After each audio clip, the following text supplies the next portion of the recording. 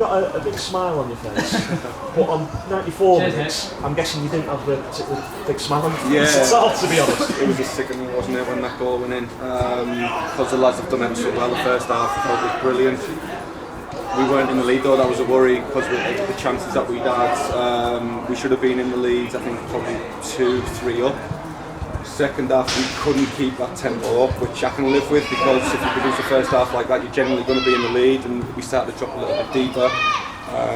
We had Tongy was pretty much running on one leg, but we don't really have the scope to change it because you're looking at Tongy's a big character and a big player on the team.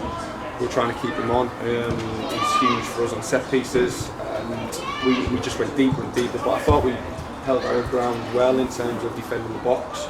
The counter-attacks become less and less throughout the game, but I thought we'd done enough, and I would have been happy with the point just before Daishi had got sent off in terms of where the game was going.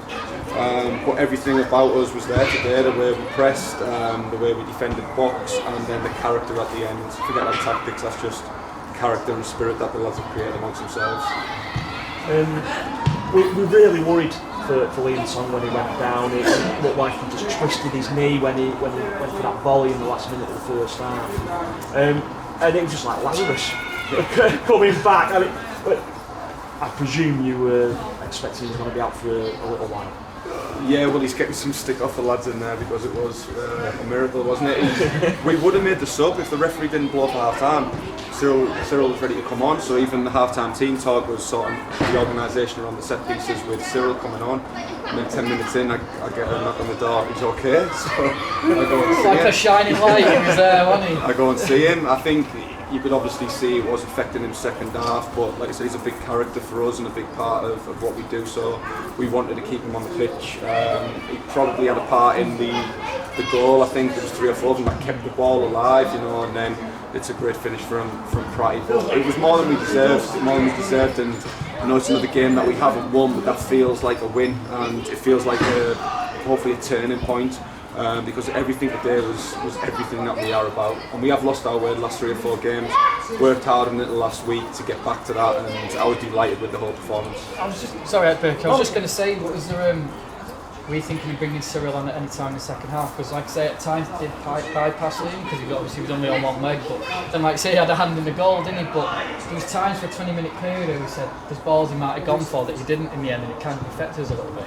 It did affect us, but on the other side of it, they were replacing some of their players with 6'2", 6'3" players, and our team was small as it was today. So Tongy's a big part of our set pieces. So you think if they've got a corner, they're going in with 5, 6 players over 6 foot. We had 2, so we needed Tongy on for that side of it. You never know which way it's going to pan out, do you? If you make that sub and then someone scores off the corner, we've got it wrong. I'd like to think we've got it right by leaving him on. He's suspended next week anyway, so he's got 10 days to 2 weeks to recover. Daishi's obviously suspended next week. Carl Brownell's not going to be fit. John McCoom's not going to be fit. Joel Logan's not going to be fit. So we're down to the bare bones, and we'll work hard again as we have been for all season really in the transfer market. But we definitely need players in for next week because we are down to probably 12, 13 players now. There's just Oran as well. What's the assessment on him? So Oran, he goes into Huddersfield Monday. If his hamstring hasn't settled down, he'll go for a scan, and then we'll know from there. So at the moment, we don't know about him for next Saturday.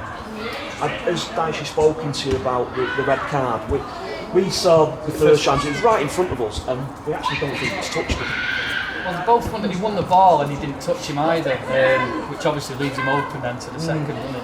Which was a yellow, but unfortunately he was already on a yellow card. But yeah, it was really harsh the first one, wasn't it? What did you see of it? I've just been asked, I didn't see the first one, I couldn't actually remember the first one. The second one was, although... You'll see it on the video, don't worry, we've got it. I thought the ref was going to let the second one go for some reason. It wasn't fouled by Daishi, it was a yellow card. Daishi's 100% committed, I think he got warned early on, so if there was a foul for the first yellow card, I think the ref already had him in his book ready to give it, because the first one was close to being a yellow card. But I've got like the work that she did, he was magnificent today, on and off the ball. Next week we've got Buxton in the FA Trophy. They're having a funny old season, I think it'd be fair to say. They've won 3-1 today, Luke? 2-0 up, yeah, 2-0, yeah. They go down in the FA Trophy. They were beaten here 3-1 earlier in the season, and it's always a good match against Phil O'South, no matter whether he's here or Ashton or David Gloucester. Yeah, you know, it's always a good game, and I assume you're expecting a tough test next Saturday. They've got some very good players, haven't they? It's surprising to see them down there. They may not finish there, but we know even here it was a very even game. We got on the right side of it with the goals, so we're treated as any other game as we are with every cup that we're going into, with every league game. We'll be full strength in terms of we're not resting anyone. But full strength at the moment is 12-13 players. So we're gonna have to bring players in this week. We can't go into next week's game. Even today, we had a goalkeeper on the bench, which I don't normally do. And John McCoon was named on the bench, but he's not fit. It's just I don't like just naming 3 or 4 subs. So you're looking at options on the bench. Harry and Jamal, very similar players. So that kind of is one player to bring on. And then Cyril was there for centre midfield, but there is 2 or 3 positions where if we get injuries, we're going to struggle. So we've got to bring players in this week, and the FA Trophy for us is huge in terms of the finances. For us to be able to bring players in, we need more finances, so we'll be going all out to win it.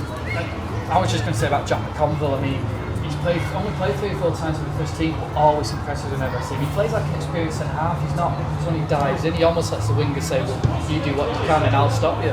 He's got a bright future, and he's been dual registration just because we wanted to keep him fit and get him games, because we knew if anything was to happen to Kyle, Jack was going to come in because we've got a lot of faith in him. He's just young and he needs to be playing them games, and he's another, I think we had 4 teenagers on the pitch today. He's another one where a little bit, I thought he tired a little bit, got a little bit naive, but his positioning was brilliant to get him out of it, and he reads the game very well, got a bit of quality on the ball. He's going to be a centre half, he's going to eventually be a centre half, but as young players coming in defence, it's better to ease them in the full back positions, and I thought he did. I'd give him man of the match today personally. I did that, we're on the same wavelength, which is a bit worrying, isn't it really? 2 eyes on the same wavelength. Oh yeah, hey, how's about this one? We're short on players. I've heard there's this McGurk fella who's got a pair of football boots knocking about. I mean, if it really got to it, would you register this? No, I physically can't play anymore. All right. Physically can't play. I played in a charity game last year, and my back went into spasm for 5 days, and I got told I went to see this specialist, and he just said you've got to stop playing full stop, you know. So no, there's absolutely no chance. I joined in training on Thursday, and I come off after 5 minutes because I can't do it anymore. Burke's trying to kill you off clearly. Yeah, well, like I say, I've lost a bit of weight, so I mean, you know, I'm only 39, mate. I can do it. Get your boots on. Nice one. Well, I think we're yeah. Yeah, cheers for listening.